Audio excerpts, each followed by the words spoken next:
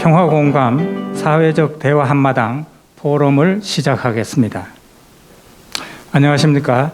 오늘 많이 추워진 날씨와 코로나19의 엄중한 시기임에도 불구하고 이렇게 포럼에 참석해 주신 모든 분들께 우선 감사의 말씀을 드립니다. 저는 민주평통 과천시 협의회 회장 신기종입니다. 인사드리겠습니다.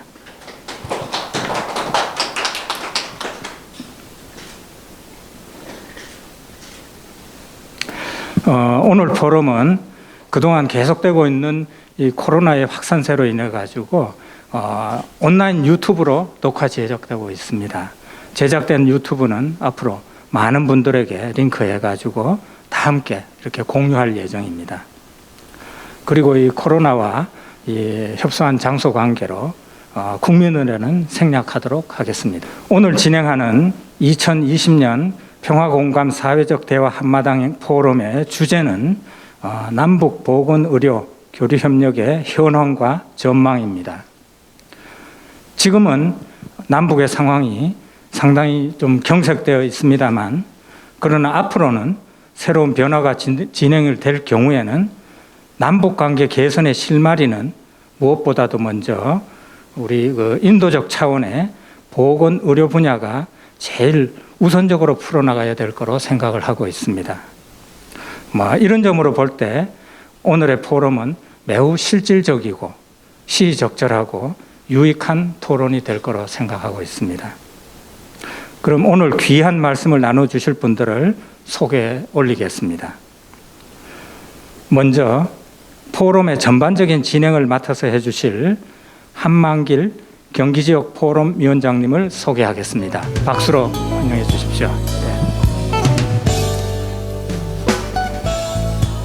한만길 박사님은 한국교육개발원 석좌연구위원이시며 현재 민주평통 과천시 협의회 기획홍보위원장을 맡고 계십니다. 그리고 다음은 포럼의 주제에 대한 발제를 해주실 엄주현 사단법인 어린이의약품 지원본부 사무처장님을 소개하겠습니다. 네, 박수로 맞아주십시오. 사무처장님은 북한학 박사로서 민주평통 상임위원으로도 계십니다. 그리고 2002년부터 50여 회에 걸쳐 북한을 방문하여 대북 보건의료 협력 사업을 진행하신 북한 보건의료 분야의 전문가십니다. 다음은 포럼의 지정 토론을 해주실 김지은 대한여의사회 홍보이사님을 소개하겠습니다. 박수로 맞아주십시오. 김지은 원장님은 북한에서 오랫동안 의사로서 활약을 해주셨습니다. 현재는 한방병원 부원장과 남북보건의료교육재단 운영위원으로 계십니다. 다음은 마지막으로 지정토론해 주실 우리 고희정 약촌미가한의원 원장님을 소개하겠습니다. 박수로 환영해 주십시오. 고희정 원장님은 경기도 한의사회 사회참여이사를 맡고 계시며 현재 민주평통 과천시 협의회 자문위원으로 계십니다. 그럼 오늘 토론해 주실 분들의 소개는 이것으로 마치고 본 포럼을 진행해 주실 한만길 위원장님께 마이크를 넘기겠습니다. 감사합니다. 예, 안녕하십니까. 소개받은 한만길입니다. 오늘 2020 평화공감 사회적 대화 한마당을 오랜만에 개최하게 됐습니다. 원래는 저희 과천평통에서 매년 하는 사회적 대화 한마당, 이거는 전 시민을 대상으로 해서 개최를 했습니다. 작년에도 시민회관 강당에서 여러분들이 대회의실이군요. 거기서 여러분들이 많은 시민들이 참석해서 평화 공감 또 남북 평화 번영 통일 문제에 대해서 토론도 하고 함께 공감을 하는 그런 시간을 가졌었는데 올해는 아쉽게도 이렇게 조촐하게 그 공감 한마당 토론회를 개최하게 돼서 대단히 아쉽습니다만은 그래도 이렇게 어려운 상황에도 불구하고 이렇게 온라인으로 또 유튜브로 우리가 토론회를 해서 여러 의원님들께 이런 그 정보 또를 교환할 수 있는 그런 시간을 갖게 돼서 반갑습니다. 오늘 주제는 남북 보건의료 교류 협력의 현황과 추진 방안입니다. 요즘에 그 전 세계적인 그 코로나 팬데믹 사태로 인해서 우리도 어렵습니다만은 북한도 상당히 그 어려운 것으로 저희가 여러 이 보도를 통해서 접하고 있습니다. 북한은 특히 대외 경제 봉쇄 조치로 인해서 경제 협력이 단전될 그런 상태이기 때문에 북한이 필요로 하는 보건 의료 의약품이라든가 또 각종 그 의약 기구라든가 이런 것들이 제대로 조달되지 않는 그런 상황으로 저희가 예상을 하고 있습니다. 북한의 보건 의료 분야의 현황은 어떤가, 그리고 우리가 북한에 대해서 지원하고 또 협력할 수 있는 분야는 어떤 것인가, 이런 거에 대해서 좀 같이 얘기를 나누는 시간을 갖기로 했습니다. 이 분야에서 누구보다도 전문가이신 엄주현 박사님을 저희가 초대를 했습니다. 남북 보건의료 교류협력 현황과 추진 방안에 대해서 엄주현 박사님께서 한 40분 정도 발제를 해주시고요. 그리고 김지은 한의사님 그리고 고휘정 의원님 두 분이 이어서 각각 토론을 해주시게 됐습니다. 그러면은 먼저 그 발제 부탁드리겠습니다. 엄주현 박사님 발제 부탁드리겠습니다. 큰 박수로 맞이해 주시기 바랍니다. 네. 다시 한번 인사드리겠습니다. 소개받은 어린이의약품지원본부의 엄주현 사무처장입니다.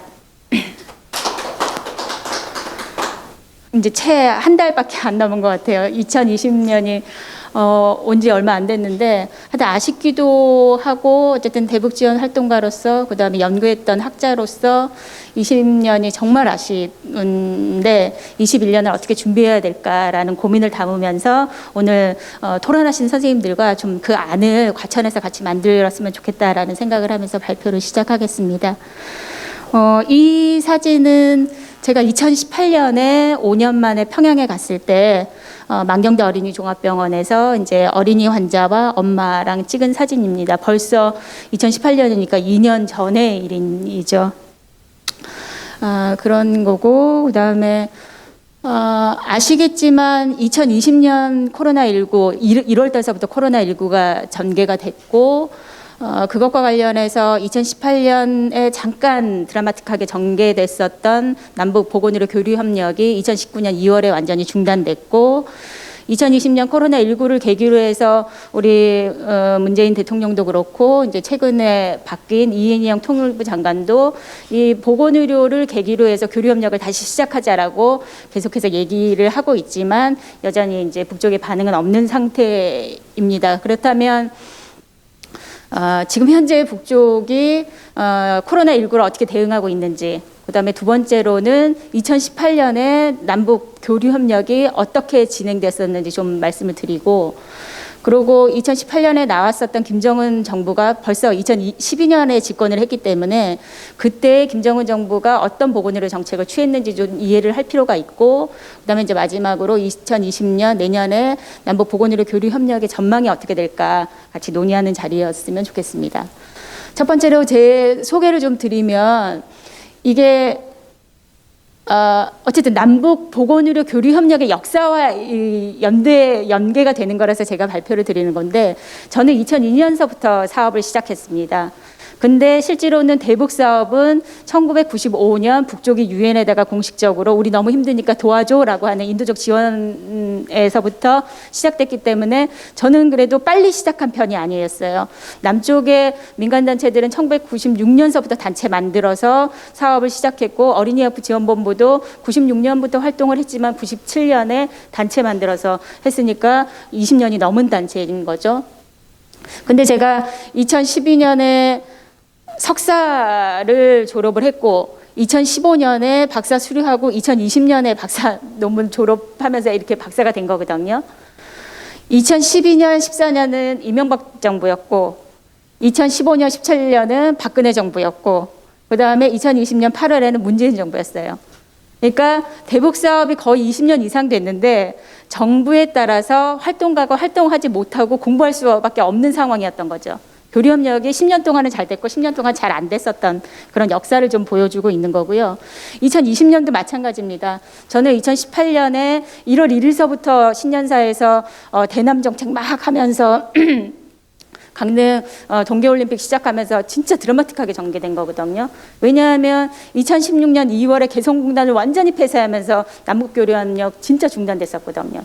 그 전에 조금씩 진행되던 것이 완전히 중단된 상태였고 그렇기 때문에 2018년에 그렇게 전개된 거는 정말 놀라운 상황이었거든요. 그래서 활동가로서 되게 좋기도 했지만 불안한 점도 분명히 있었고 근데 2019년 2월 되니까 완전히 또 다시 중단되고 제가 논문을 쓸 수밖에 없는 상황이 돼버린 거죠. 그래서 하여튼 그런 거였고 어린이의약품지원본부는 앞서 말씀드렸던 것처럼 96년서부터 활동했었고 97년에 단체를 만들었거든요. 그러면서 20년 넘게 무슨 활동을 했었냐면요. 처음에는 어린이영양관리연구소에 완제의약품 지원했고 그다음에 90년 말 2000년대 들어오니까 북쪽에서 단순한 완제의약품 말고 생산 설비를 주면 제약 설비를 주면 우리가 생산을 하겠다라고 해서 어린이 시설이니까 실업제 그다음에 정제, 그다음에 환제, 북쪽은 고려의학이 기본이니까 환제 설비 주면서 원료의약품 지원하는 사업을 했습니다. 그다음에 두 번째로 했었던 사업이 대동강구역병원인데 이게 대동강구역병원이에요. 평양에는 기본적으로 23개의 구역이 있거든요. 남쪽은 25개의 구가 있는 것처럼 23개의 구역이 있는데 그중에 20에서 25만 정도의 인구를 커버하는 구역 중에 하나를 현대화 사업을 했어요. 그다음에 세 번째로 철도성병원 예전에 일했었던 것들을 이렇게 리모델링까지 했었던 거고 그다음에 마지막으로 했었던 사업이 만경대 어린이 종합병원 사업이었어요.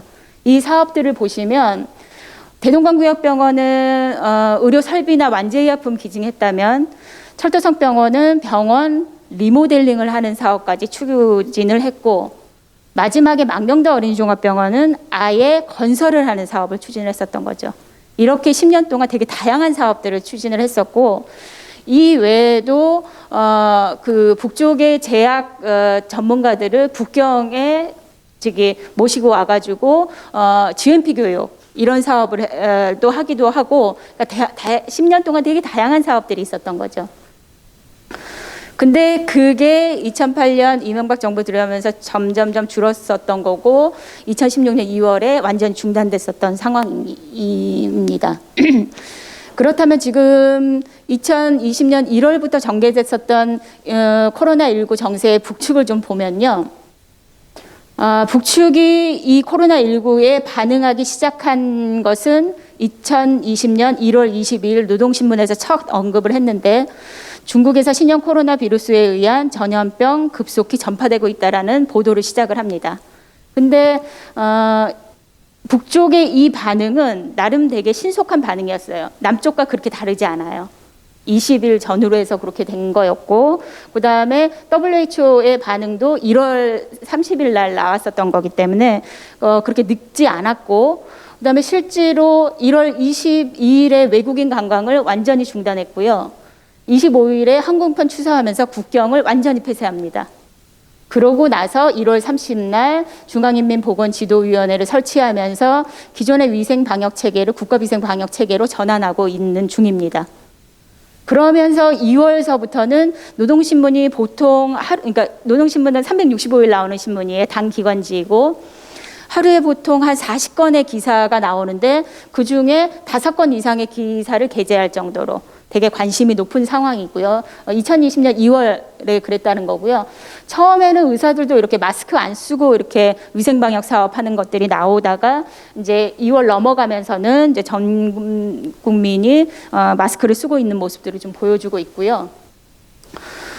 그리고 이제 어쨌든 이 바이러스라는 게 이 공기 중에 오염되거나 이런 것들이 많기 때문에 공공시설의 방역에 주력하고 있습니다. 특히나 뭐 공항이나 지하철이나 기차역 이런 것들의 방역을 하고 있는 상황인 거고요. 그다음에 이제 중요한 건 어쨌든 난포 수출입 검역 검사 검역소에서 물건 들어오는 거 일일이 한 달 가까이 걸리는 것 같아요. 그거 하는 것들이. 그래서 그렇게 진행을 하고 있고, 그다음에 북쪽에서도 마스크나 이런 거 필요하니까 각 곳곳의 공장에서 마스크를 생산을 하고 있는 모습을 보여주고 있고요. 두 번째로는 소독하려면 분무기 필요하니까 강서 분무기 공장에서 분무용품들 생산하고, 그다음에 용악산 비누 공장에서 소독수 생산하면서 전국적으로 어쨌든 자기네들이 할 수 있는 역할들을 하고 있는 상황인 거죠. 그다음에 북쪽은 여기 김지은 선생님도 계셨지만 어쨌든 1차에서 4차급으로 1차에서 2차 넘어가고 이렇게 이송 체계인 거거든요. 그래서 1차에 진료소와 구역병원과 3차에 뭐 의학대학 병원까지 의사들이 다 나와서 환자들을 상대로 위생방역 선전을 하고 있는 상황인 거죠. 그리고 북쪽은 우리랑 좀 약간 체계가 다른 게 각 집단마다의 어쨌든 진료소나 병원들을 갖고 있거든요. 그래서 거기 담당 의사들이 아침마다 출퇴근하는 직원들을 체온 체크하고 손 소독하게 하고 이런 체계로 지금 유지가 되고 있는 상황입니다. 그리고 여기도 마찬가지예요. 이렇게 거리두기 하면서 회의도 그런 식으로 진행을 하고 있고, 아시겠지만 어쨌든 북쪽은 이동의 자유가 없는 그런 나라 중에 하나인데 어쨌든 군과 군 사이에 들어가기 위해서는 거기에서도 차량마다 다 소독하고 사람들은 이제 손 소독수에다가 손 닦고 소독하고 이렇게 진행을 하고 있는 중입니다. 근데 6, 7월에는 2월 달에 고조됐었던 이런 기사들이 6, 7월에는 기사가 점점 줄었거든요. 그러던 것이 7월 19일 탈북자가 다시 탈남해가지고 개성으로 들어간 사건이 있었잖아요. 이거를 계기로 해서 다시 강조하기 시작합니다. 그래서 7월 25일 날 당 중앙위원회 정치국 비상확대위 소집을 해서 기존의 국가 비상 방역 체계를 최대 비상 체계로 이행할 때 대한 결정을 하면서 정말 지금 더 강화하고 있는 중이거든요. 그래서 지금 현재까지는 거의 40개 중에 10개 이상이 코로나 관련한 기사로 채워지고 있습니다. 그 기사를 보면은 뭐 전 세계 통계, 각 대륙별 통계, 그 다음에 나머지 기사들은 자기네들이 어떤 식의 보건의료 방역을 하고 있는지 이거를 좀 보여주고 있고요. 특히나 남조선 동양도 되게 예의주시하고 있는 거죠. 이런 상황이고, 그러면서 이 상황에 대해서 끊임없이 당 중앙의 정치국회의나 그다음에 전원회의를 하면서 관련돼 있는 결정들을 계속 채택하고 있는 중이거든요. 그 정도로 관심이 엄청 많다라는 거예요. 특히나 이제 남쪽 언론에서 회자됐었던 큰 물 피해와 관련한 외부 물자를 받지 말아야 되는 거에 대한 논의는 정치국회의 제16차 정치국회의에서 했는데 이 원인도 코로나 때문에 받지 못한다라는 걸 명확하게 하고 있고요. 그 다음에 제7기 제6차 전원회의 결정으로 뒤에 잘리긴 했는데 어쨌든 이 상황을 타개하기 위해서 내년 2021년 1월에 제8차 당대회를 하겠다라고 공식 선언을 합니다. 북쪽은 어쨌든 사회주의 국가라는 걸 좀 이해를 할 필요가 있는 거고요. 사회주의 국가에서 당대회는 어떠한 국가 행사보다 가장 중요한 행사이고 그것을 당대회 같은 경우에는 그 기간에 그러니까 이 7차 당대회는 2016년에 있었는데 5년 후인 내년에 2021년에 하겠다라는 거는 5년 동안의 사업을 평가하면서 향후 5년 동안의 청사진을 보여주겠다라는 의미인 거거든요. 그래서 지금 현재 실무적인 문제들을 열심히 연구 협의를 하고 그다음에 준비위원회 조직해서 사업체계와 분과 소조들의 사업 분단을 지금 확장하면서 아마 내년 준비를 하고 있어서 저는 개인적으로는 남은 이 11월 그다음에 12월 북쪽이 어떤 대남 사업에 스탠스를 가질 것인가에 대해서 우리의 준비가 되게 필요하다라고 생각을 하는데 이게 잘 되고 있는지는 좀 의문이긴 합니다. 하여튼 그런 상황인 거고 북쪽이 이렇게 코로나19에 대해서 물론 물자도 없고 과연 북쪽에 코로나19 환자가 있는지 없는지에 대해서도 의견이 분분하긴 하지만 명확하게 여기에 대해서는 실질적인 위협으로 생각하고 있는 것은 사실인 것 같습니다. 그래서 이거는 아시겠지만 어쨌든 6.25 전쟁 때 미군의 세균 무기에 대한 트라우마가 있어요. 이 세균 무기가 있었다 없었다 거기에 대한 논란들도 있긴 했지만 어쨌든 그 부분에 대해서 이게 큰일 난다라는 심각한 그 트라우마가 있는 것 같고요. 두 번째로는 자신들의 보건의료 체계에 대한 그런 자신감이 없다라는 거가 증명되는 거죠. 그러니까 한 번 뚫리면 큰일 난다라는 걸 아는 거예요, 자기네들도. 그런 측면인 거고, 세 번째가 이제 국내의 정치적 활용인데, 북쪽은 2016년 제7차 당대회 진행하면서 자신들이 갖고 있는 보건의료 체계를 다시 복구하겠다라고 얘기했고, 특히나 사회주의 보건의료 같은 경우에는 예방의학이 우선이기 때문에 위생방역 체계를 정립을 하려고 했었거든요. 그래서 이 코로나19로 이 위생방역 체계의 정립을 지금 시도하고 있는 것으로 보여지고요. 두 번째로는 16년 제7차 당대회 하면서 5개년 전략을 발표했는데 아시겠지만 코로나19도 그렇고 남북관계도 그렇고 북미관계도 그렇고 정상적으로 재개되지 못하면서 이거는 김정은 스스로도 실패했다라고 얘기했을 정도로 근데 이 부분에 대한 실패에 따른 위기의식을 고취할 수밖에 없는 거죠. 이게 나의 잘못, 우리 정권의 잘못이 아니라 국내적인 상황이 이랬다라는 것을 계속 보여주고 있는 거고요. 그 다음에 북쪽은 국제기구도 그렇고 남쪽에 코로나 관련한 지원 이런 거 받지 않고 있거든요. 공식적으로는. 그런 것들은 어쨌든 어떠한 제재에도 자력으로 사태를 해결하고 있음을 과시하는 측면이 있다. 이런 생각을 갖고 있습니다. 그렇다면 2018년에 남북의 그 드라마틱한 전개를 좀 살펴볼 필요가 있는데 왜냐하면 그것을 출발점으로 북쪽과 남쪽은 김정은이 2012년에 정권을 잡았고 남북의 보건의료 교류 협력이 정상적으로 되지 않은 것은 이미 2008년서부터였기 때문에 실제로 김정은 정부와는 보건의료 교류 협력을 한 적이 없었거든요. 그때 처음으로 재개됐었던 게 2018년이었습니다.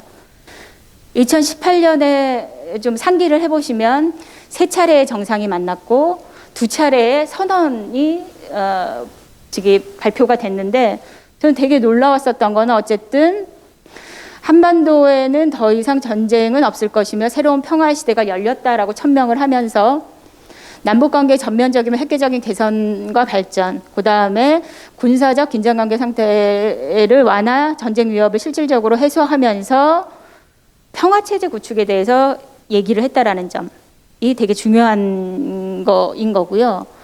두 번째로 4.27 선언의 실행 대책을 이제 논의했었던 9.19 공동선언에는 첫 번째로는 어쨌든 군사적인 문제 얘기가 됐고 두 번째가 교류와 협력을 증대한다라고 하면서 이 항에 4개 사항을 얘기를 합니다.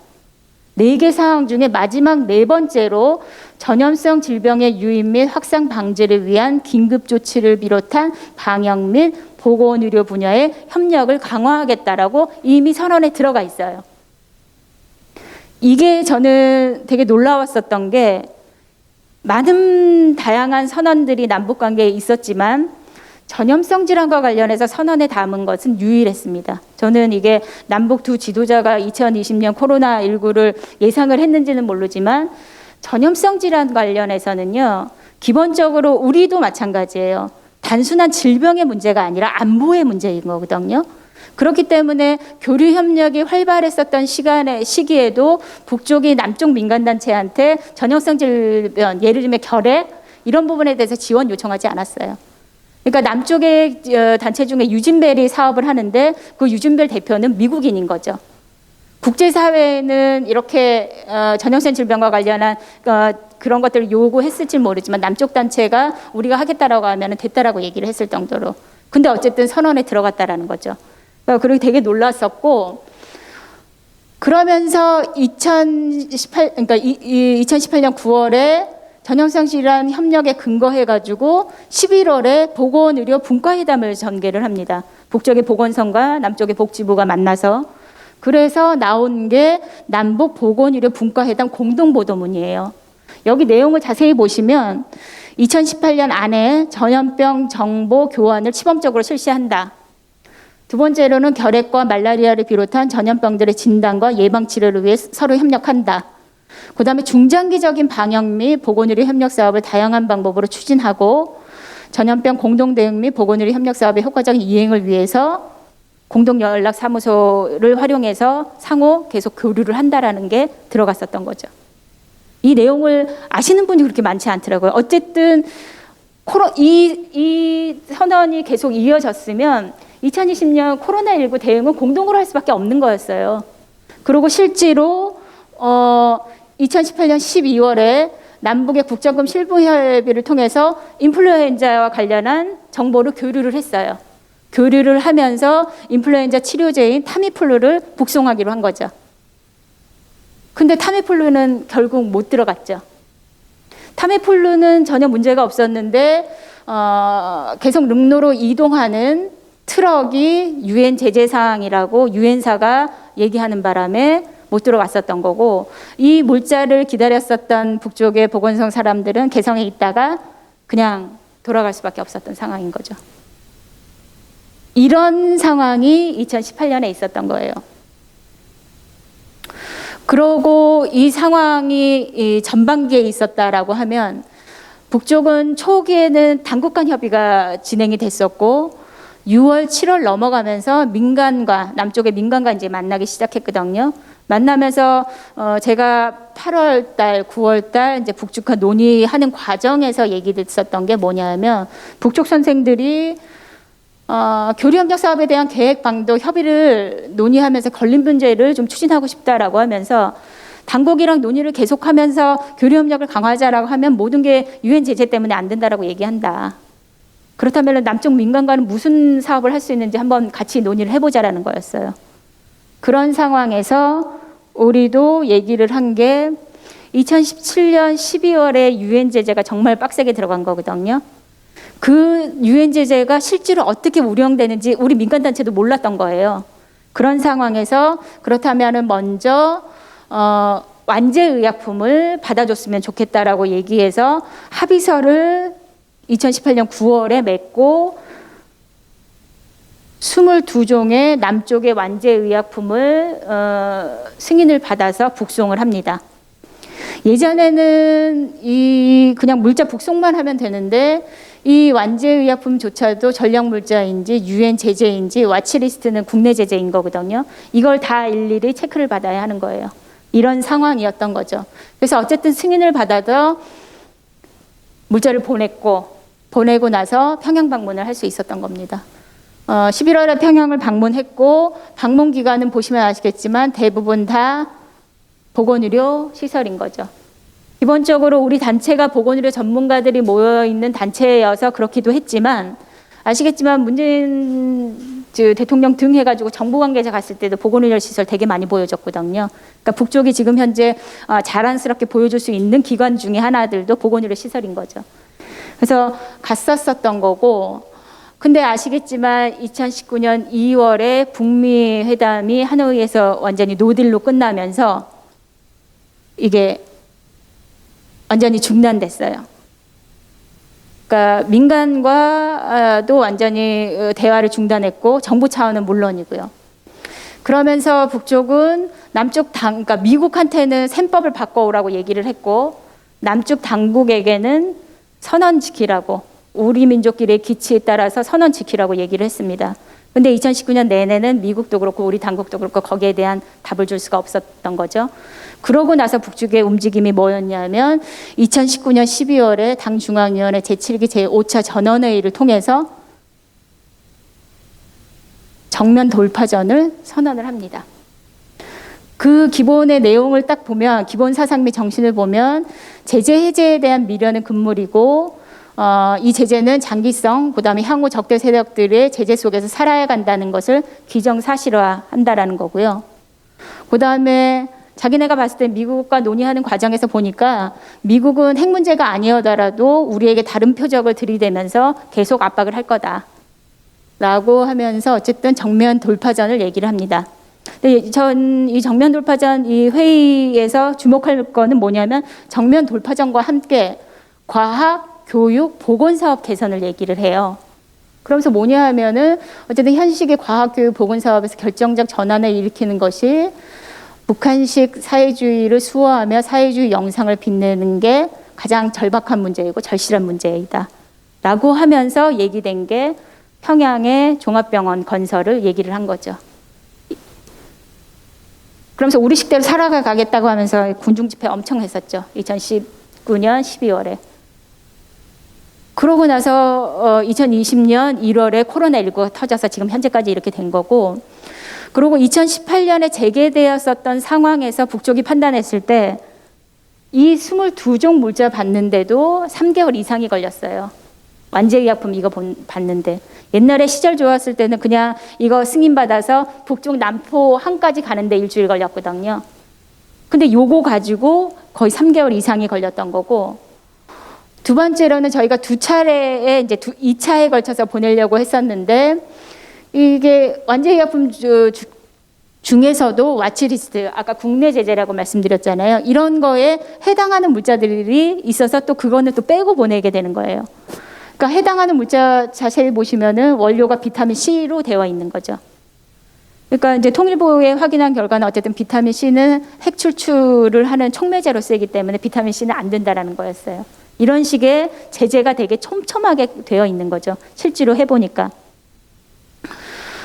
그리고 북쪽은 어쨌든 완제의약품을 더 이상 받을 수 없다라고 얘기를 하면서 의약품을 주려면 원료의약품을 달라라고 얘기를 했어요. 그러면서 이렇게 목록을 줬었는데, 이 원료의약품 같은 경우에도 한국도 원료의약품 같은 경우에는 인도나 중국에서 수입해서 쓰거든요. 중국에서 사서 가는데도 시간도 많이 걸릴 뿐더러 북쪽에 물건을 사려면 어쨌든 돈을 송금을 해줘야 되잖아요. 근데 중국으로 물자를 사서 돈을 송금하려면 우리 은행에서 송금을 해주지 않아요. 제재 때문에. 그런 상황이고, 하여튼 이게 만만치 않은 거죠. 원료의약품조차 보내는 것도 그런 거고. 그래서 지원본부 같은 경우에는 2019년에 유엔 면제 승인, 이 의료 장비나 이런 것들은 유엔 면제 승인을 받아야 되거든요. 면제 승인을 받는 일을 했는데 저희가 2019년 11월에 받았는데 이것도 6개월 이상 걸려서 받은 거예요. 그러니까 이게 제재가 어쨌든 당국도 그렇고 민간을 활용해서 해봤지만 자기네들이 바라는 남북 교류 협력의 목표는 어쨌든 인민들의 생활 향상이고 북쪽의 경제 건설인데 이런 식의 제재 하에서는 쉽지 않을 거라고 판단을 했었던 것 같아요. 그래서 문을 닫은 상황이었고요. 그렇다면 김정은 정부의 보건의료 정책을 좀 보면 이게 왜 중요하냐면 향후에 남북 교류 협력을 할 때도 이 기조에 크게 다르지 않을 거라는 거예요. 보시면은 2018년 이명박 정부 들어와서 그다음에 2013년 박근혜 정부 들어와서 드레스덴 선언을 얘기를 했거든요. 그러고 나서 바로 북쪽이 보인 반응이었어요. 2014년에 남측 당국이 그 누구의 고통이니 배고픔이니 취약계층 지원이니 하면서 우리를 심하게 자극하고 있고 이러한 인도적 지원이 불순하게 사용되고 있다. 그러면서 귀단체가 들여보려는 의약품을 받지 않을 것이다. 라고 얘기를 했던 거죠. 그래서 저는 남북 교류 협력에서 이 2014년이 되게 기로였었던 건데 그 전에는 우리 당국이 북쪽의 지원 물자들을 승인해 주지 않아서 물자가 못 들어갔다면 2014년 14년 이후에는 북쪽이 물자를 받지 않기 시작한 거예요. 자기네들이 원하는 물자 아니면 받지 않겠다라고 얘기를 한 거죠. 그 다음에 중요한 변화는 뭐냐 하면 2019년 8월에 북쪽이 평양의 유엔 상주사무소에 국제기구들 사람들이 꽤 많거든요. 이 사람들의 수를 줄여달라고 얘기를 했어요. 그러니까 95년에 유엔의 인도적 지원 시작하면서 UNDP, 그다음에 WHO, 유니세프 이런 국제기구들이 평양에 상주하면서 사업을 했었거든요. 20년 넘게. 이런 상태였는데 2019년 8월에 상주 인원 확 줄이라고 얘기를 한 거예요. 근데 이거는 그 2019년 이제 이렇게 얘기 듣고서는 국제기구는 놀라서 막 협의 시작했는데 코로나19 터지면서 중단된 상황이에요. 그래서 기본적으로 인도적 지원에 대한 반감이 기본적으로 있는 거예요. 김정은 정부에서. 그런 걸 좀 이해를 하셔야 되는 거고, 그 다음에 김정은 정부가 2012년서부터 1월서부터 이제 집권을 했다라고 하면 딱 5년째에 접어드는 2016년에 7차 당대회를 했거든요. 근데 6차 당대회는 언제 있었냐면은 1980년에 있었어요. 36년 만에 개최된 거예요. 그러고 8차 당대회를 5년 만인 내년 1월에 하겠다라는 거거든요. 그러니까 정상화에, 나름대로 사회주의 정상화의 길을 걷고 있고 그런 모습을 보여주고 싶은 거죠. 그런 상황인 거고, 이때의 국가경제발전 5개년 전략을 했었고, 당대회에서는 모든 분야의 것들을 총화하거든요. 총화한다라는 건 평가하고 향후에 계획을 세우는 건데, 36년 동안 이루어졌었던 보건의료의 평가가 딱 2개였어요. 하나가 뭐였냐면 김정은 정부 시대에 새롭게 건설했었던 병원들. 그 다음에 2번째로는 WHO와 2007년, 2008년에 같이 시작했었던 먼거리 의료봉사 체계로 인민에 대한 의료봉사가 개선됐다라고 평가가 된 거죠. 그러고 나서 계획으로 1번서부터 7번까지 쫙 내용이 나오는데, 이거는 기본적으로 자신들이 80년대 인민보건법 탄생 그 전까지 구축했었던 것들을 그대로 다시 하겠다라는 의미였어요. 그 다음에 그 앞서의 5개년 전략과 맥을 이으면서 보건 부분에서도 조선 보건 부분 발전 중기 전략 계획 2016년, 2020년 이거를 만들어서 자기네 질적 개선을 담보하려고 노력을 했었던 거죠. 근데 이렇게 북쪽이 자신들의 보건의료 체계를 유지하려고 하는 이유 중에 하나는 기본적으로 지표가 좀 있는데, 이게 주황색이 북쪽 지표고 빨간색이 남쪽 지표예요. 그러니까 남북의 영아 사망률이 크로스된 게 80년 중반, 80년 초 요때인 거죠. 그 전까지는 나름대로 선방을 하고 있다라고 판단을 하는 거예요. 이거는 평균 수명도 마찬가지예요. 평균 수명도 80년을 전후로 해가지고 남북이 크로스되고 있는 거고요.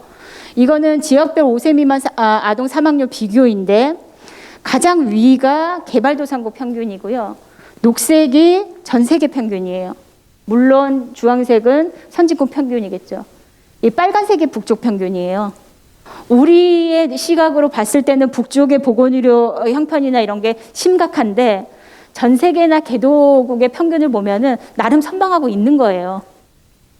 이런 거에 대한 걸로 기반으로 그렇게 되는 거고, 처음으로는 어쨌든 유방암 그 연구소인데, 북쪽은 연구도 하면서 치료도 하는 병원 시설인데, 여성 시설 먼저 만들고, 그 다음에 대성산 종합병원은 인민군대 관련한 병원이고, 그 다음에 아동병원, 그 다음에 전문병원으로 치과병원, 안과병원을 만들기 시작합니다.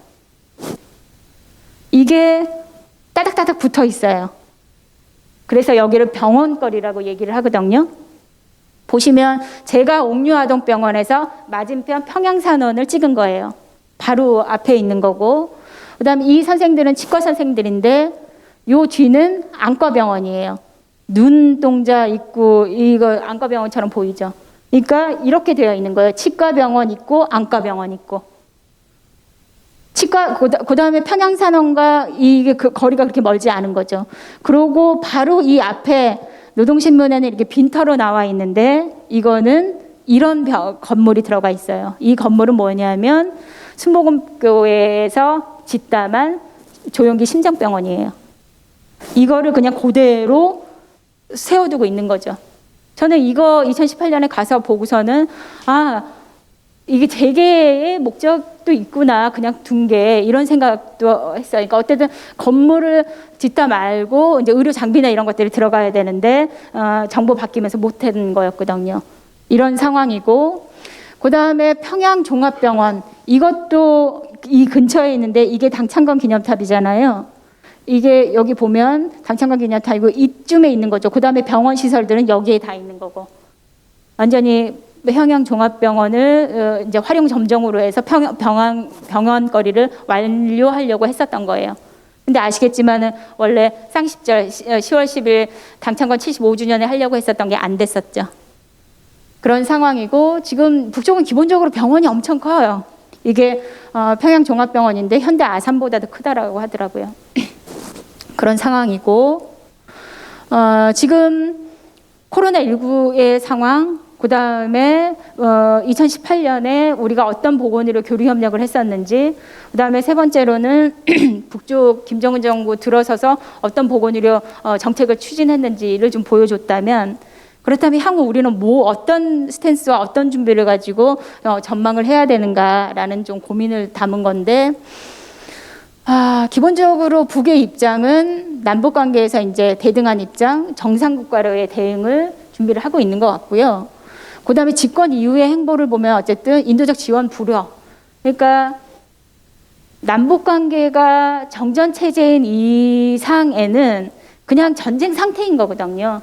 이런 상황에서 인도적 지원을 매개로 10년 동안 사업을 해봤는데 10년 동안 잘 됐었던 때와 그다음 10년 동안 중단됐었던 때를 평가하면서 우리가 남쪽에서 그 많이 보냈었던 의료 장비가 거기에 맞는 의료 소모품 못 들어가는 10년 동안 그냥 무형무질이 됐었던 거죠. 사용하지 못할 거예요. 쓰레기처럼 쌓여 있는 거죠. 이런 상황인 거고, 그 다음에 북쪽 사람들도 이렇게 기댈 수밖에 없는 거거든요. 무언가가 없으면 남쪽 사람한테 얘기하면 돼. 북쪽은 기본적으로 자력갱생이 우선인데 그런 식으로 10년이 와버렸던 거예요. 거기에 대한 평가가 있는 거고, 그리고 김정은이 봤을 때는 어쨌든 전염성 질환까지도 공동선언에 포함됐기 때문에 선언 이행을 하면 된다라고 생각을 하는 것 같아요. 그런 상황인 거고, 남측의 상황은 어쨌든 지금 의회도 잡고 있고 외교 안보 라인도 교체 준비 다 됐는데 어쨌든 여론은 인도적 지원과 관련해서는 엄청 나쁘거든요. 통일부가 뭐 하나 승인했다라고 하면 댓글 보면 장난 아니에요. 그러니까 남쪽의 여론도 인도적 지원과 관련해서는 별로 우호적이지 않아요. 그러니까 이런 부분이 좀 있는 거고, 그 다음에 이 코로나19는 면대면이 중요한 교류 협력에서는 안 되는 상황인 거거든요. 북쪽이 지금 나오고 싶어도 안 되는 게, 큰 물피해 수해 물자를 받고 싶어도 못 받는 게 코로나19 때문에 그렇거든요. 정말로 이게 위기의식으로 생각을 하고 있고, 그래서 코로나19에 대한 문제도 있는 거고, 그 다음에 근본적으로 어쨌든 유엔 제재를 넘어야 되는데 우리 정부가 할 수 있는지 그런 의문이 있는 거죠. 그런 상황인 것 같고, 앞서 말씀드렸던 것처럼 대통령과 장관이 나와서 끊임없이 얘기를 하는데 별로 대응을 하지 않는 거는 어쨌든 코로나19에 치료제든 어쨌든 백신이든 뭔가 가시적인 성과가 있어야지 교류 협력이 나오지 않을까라는 생각이 들기도 하는 상황이고요. 그래서 저는 어쨌든 남북 전염성 질환에 대한 교류 협력이 이미 시작됐다라고 생각을 하는 거고, 선언을 어떻게 이행할 것인가에 대한 좀 고민이 있어야 되는 거고, 그 다음에 타미플루조차 이렇게 되게 어렵게 못 간 상황인 거잖아요. 이거를 어떻게 니네들이 보여줄 수 있는지, 실행할 수 있는지를 좀 현실적으로 좀 보여줄 필요가 있다, 이런 생각이 듭니다. 그래서 어쨌든 지원본부가 안 되는 상황에서 계속 움직였었던 거는 어쨌든 원료의약품 사업은 계속 진행을 하고 있는 상황인 거고요.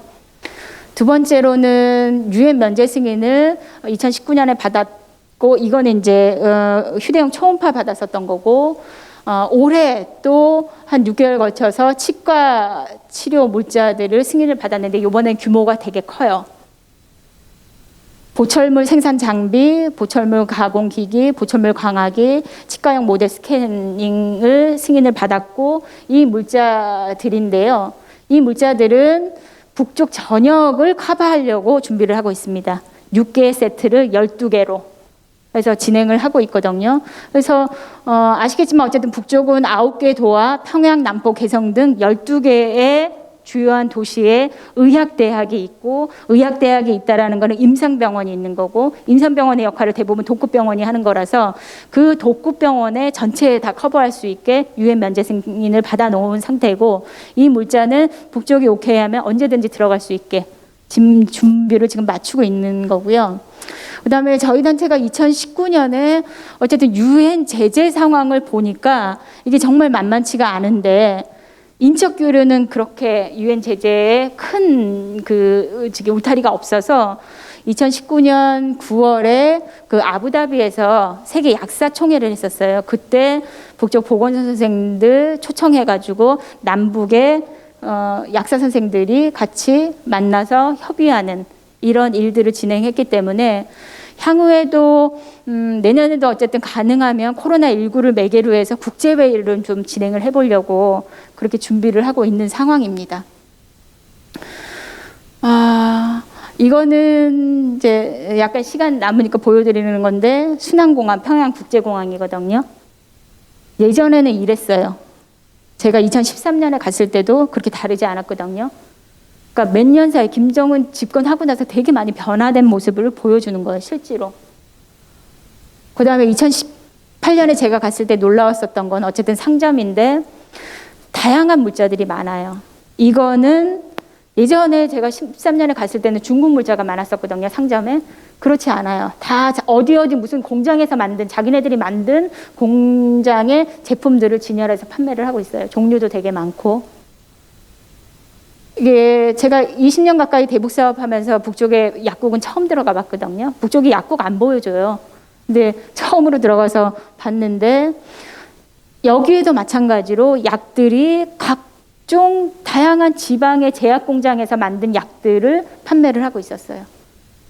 그러니까 어쨌든 이전 때와는 다르게 정상화를 하려고 엄청 노력하고 있는 중인 거죠.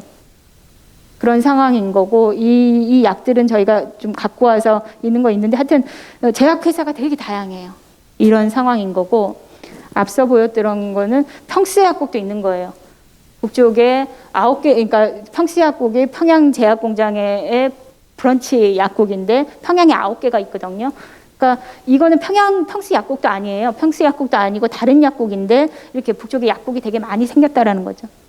이거는 평양뿐만 아니라 나진선봉도 마찬가지예요. 나진선봉의 그 주요 도로에 거의 10개 이상의 약국이 있다라고 하더라고요. 그렇게 변화되고 있는 거고요. 포도당 주사액도 예전에는 병으로 했는데 이제는 아예 팩으로 만든 상황들. 네, 되게 많이 달라져 있는 거죠. 이 먼거리 의료 봉사 체계로 저는 코로나19로 좀 대응해야 되지 않을까라는 생각인데 어쨌든 먼거리 의료 봉사 체계 하면서 네트워크로 각 12개의 지방의 의사들과 의사 협진하고 환자 치료하고 하여튼 그런 일들을 하고 있거든요. 교육도 하고. 그래서 이렇게 네트워크 세상에서 북쪽도 그거를 원하는 거니까 코로나19의 투명성이나 물자 투명성 확보나 사업의 논의나 이런 것들을 네트워크로 한번 진행하면 좋겠다라는 생각을 좀 갖고 있습니다. 제가 20년 동안 봤었던 건 어쨌든 북쪽의 모든 정책과 체계는 어쨌든 혁명에 복무하고 있는 것 같고요. 그 다음에 보건의료인들은 진짜 완전히 전투 중인 것 같아요. 그래서 이거를 넘어서려면 정말로 정전체제가 평화체제로 가지 않는 한 정상적인 교류협력은 참 어렵겠다라고 생각하면서 이게 선언 이행이나 이런 부분에서 참 논의가 잘 됐으면 좋겠다라고 생각하면서 어쨌든 그럼에도 불구하고 분명한 거는 북쪽이 어려운 건 사실인 거거든요. 진짜 유엔 제재도 정말 막강하고 그래서 이거를 어떻게 잘 믹스를 해서 지혜를 모아서 21년에 잘 진행이 될지 나머지 토론은 어쨌든 두 분이 해주시는데 그런 것들을 잘 만들어서 과천시와 뭐 민간단체와 정부와 같이 사업을 잘 전개하면서 내년에는 정말로 하여튼 잘 전염성 질환과 관련해서 서로 남북이 공동으로 방역하면서 논의할 수 있는 기회가 있었으면 좋겠다라는 생각을 하면서 제 발표를 마치겠습니다. 예, 엄주현 선생님 아주 귀한 발표 반갑습니다. 무엇보다도 북한은 지금 의료 보건 체계에서 국가는 전쟁 중이다. 의료인들은 지금 전투 중에 있는 것 같다. 이렇게 말씀하신 게 참 인상적이네요. 북한이 지금 의료 보건 분야에서 어려운 상황이다 하는 것을 좀 실감나게 얘기를 해 주셨습니다. 더 중요한 것은 과연 우리가 무엇을 할 것이냐 하는 데 있어서 지금 현재로서는 별로 할 것이 없다라고 하는 것이 더욱더 참 마음 아프게 하는 얘기입니다. 미국과 유엔의 대북 체제로 인해서 의약품 지원도 상당히 어려운 그런 상황에 있고 그런 상황을 북한이 이미 다 간파를 하고 있기 때문에 북한이 아예 그냥 교류협력에 대해서 포기하고 우리가 남쪽에서 민간단체가 지원한다 하더라도 북한은 거절하는 그런 형편이 있는 것이 참 마음 아픈 그런 상황입니다. 발표 감사드리고요. 이어서 토론으로 가겠습니다. 먼저 북한에서 한의사 하시다가 탈북해서 한국에서 지금 한의사로 활동하고 계시는 김지은 선생님 토론 부탁드리겠습니다. 예, 말씀하시죠. 네, 반갑습니다. 김지은입니다. 저는 대한 여한의사회 홍보이사 김지은입니다. 네, 북한에서 의료인으로 있다가 저는 탈북을 했고요. 오늘 또 이 자리에서 북한 보건의료교류협력이 현안과 전망이라는 주제로 가천시 여기 민주평통하고 함께 할 수 있어서 너무 저한테도 좀 뜻깊은 시간입니다. 워낙 우리 엄주현 사무처장님께서 이 부분에서는 제 생각에는 타의 추종을 불허하는 굉장히 막강한 그 경험과 실무를 갖고 계시는 분이시라 너무 말씀을 잘해주셨고 그동안 엄청 큰 여러 가지 일들을 많이 하셨구나 하는 생각이 많이 들었습니다. 들으면서 저도 북한을 떠난 지 좀 됐기 때문에 북한에 대해서 내가 최근 건 잘 모르고 있던 부분들도 알게 돼서 사실은 굉장히 좋았고요. 또 오늘 주제는 앞으로 보건의료 협력을 우리가 어떻게 할 것인가 하는 주제로가 되기 때문에 저는 어떤 발제에 대한 부연 설명보다 그냥 오늘 보건의료 협력과 관련해서 제가 생각하고 있는 바를 좀 말씀을 드리면서 여러분들과 공감대가 형성됐으면 좋겠다 하는 바람을 가지고 있습니다. 우리가 지난 기간 동안까지 지금도 쭉 그렇게 생각하는 분들도 계시지만 북한 하게 되면 우리가 안보를 가장 먼저 생각을 하게 되고 남북 관계 하게 되면 안보 우리 대한민국을 지키기 위해서 북한이 위협으로부터 지키기 위해서 이런 식의 개념을 많이 생각을 했었습니다. 우리가 안보하게 되면 보통 기본적으로 군사 안보, 첩보 이런 것을 주로 생각을 하잖아요. 최근에는 저는 안보라는 거는 나라를 지킨다는 것이 기본으로 되어 있다면 현재 2020년도 현 상황을 보면 우리가 나라가 지금 굉장히 조금 혼란스럽고 국민들이 불안하고 하는 것이 가장 큰 2020년도에 가장 큰 키워드는 뭘까 생각을 해보니까 코로나19인 거예요. 그래서 예전의 안보는 군사적 안보가 기본이었다면 최근의 안보 트렌드는 조금씩 바뀌면서 건강 안보야말로 최근의 안보가 되고 있다 이런 생각을 많이 하게 됩니다. 그래서 건강한 한반도를 만드는 것이 결국은 대한민국을 지키는 일이고 그걸 우리가 북한하고 협력을 해서 함께 이 한반도를 건강한 한반도로 만들자 하는 것이 중요하기 때문에 우리가 지금 남북한이 의료 협력, 의료 교류 이런 것들이 단지 북한만을 위한 것은 아니다 하는 말씀을 저는 드리고 싶어요. 안보는 대한민국 우리를 지키기 위한 것이기 때문에 건강 안보는 결국은 북한과 함께 함으로 해서 우리 대한민국을 지키는 것일 수도 있다. 그래서 일방적으로 북한을 도와주기 위한 우리 협력은 아니기 때문에 우리가 좀 더 적극적으로 그런 사명을 가지고 이런 일들에 좀 참가해야 되지 않을까 이런 생각을 많이 하게 됩니다. 오늘 제가 남북 교류 협력에 대해서 기본적으로 드리고 싶은 키워드는 오직 하나, 공동입니다. 우리가 지금 보건의료 협력하고 얘기를 하지만 협력이라는 것은 나 혼자서 할 수 있는 일이 아니죠. 협력은 너와 나, 당신과 우리 함께 해야 되는 것이 협력인 거죠. 함께라는 것은 공동이라는 의미가 들어있기 때문에 저는 남북한이 공동으로 대처하자 이런 키워드를 가지고 오늘 제 토론을 진행을 하려고 합니다. 우리가 지금 올해 코로나라는 이런 상황을 견디면서 물론 그전에도 제가 한국에 와서 겪었던 사스도 있었고 신종플루도 있었고 또는 에볼라도 있었고 또는 메르스도 있었고 지금 또 이렇게 코로나까지 이렇게 쭉 이어오는 기간 동안에 참 여기에 대처하는 우리들이 이런 방식을 생각을 하면서 북한은 과연 이 시점에서 어떤 생각들을 할까, 어떻게 지금 대처할 수 있을까 이런 생각들을 굉장히 많이 했습니다.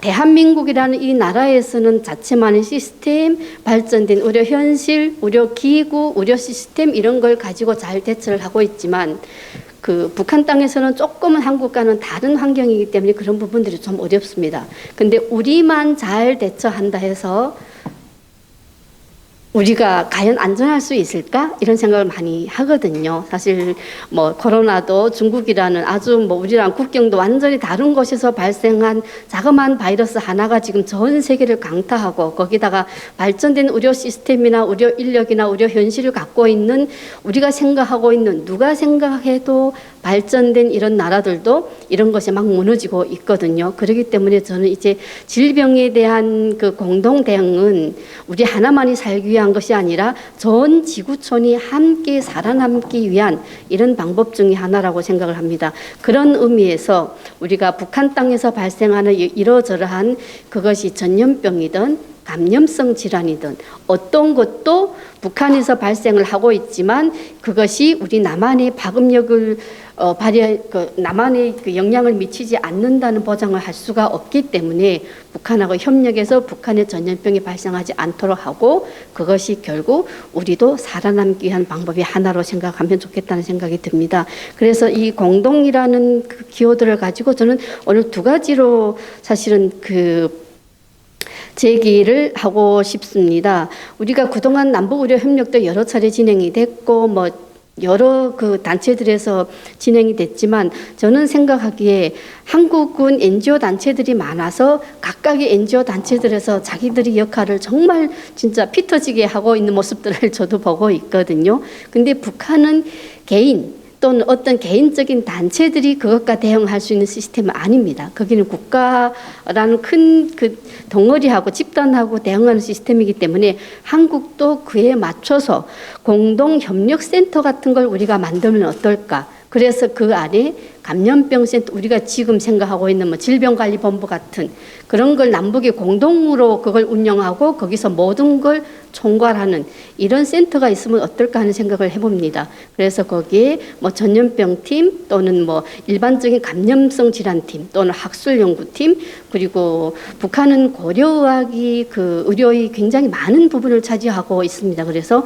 고려의학팀 뭐 이렇게 나눠 가지고 각각 팀들에서 북한과의 적절한 교류 협력을 통해서 자기들이 할 수 있는 방법들을 하나씩 만들어 간다면 참 좋지 않을까 사실은 이런 생각을 하거든요. 그리고 학술팀 하게 되면 거기서 뭐 지금 당장 우리가 북한과 어떤 거 할 수는 없겠지만 학술 연구라든가 포럼이라든가 세미나 같은 거 이런 것도 충분히 뭐 평양이나 한국에서는 아니더라도 삼국 같은 데서도 충분히 할 수가 있다고 생각을 하거든요. 좀 전에 우리 엄재현 사무총장님께서 말씀을 하셨던 것처럼 뭐 중국에 나와서 할 수도 있고 또는 동남아 가서도 다른 나라들과 함께 하는 이런 방법은 충분히 할 수가 있기 때문에 그런 방법을 통해서 한국의 발전된 의료 기술이라든가 의료 수준 같은 것도 배울 수가 있고 또 북한이 현재 처해 있는 여러 가지 상황들을 한국이 알면서 거기에 또 대응하는 다른 방법들을 찾을 수가 있다고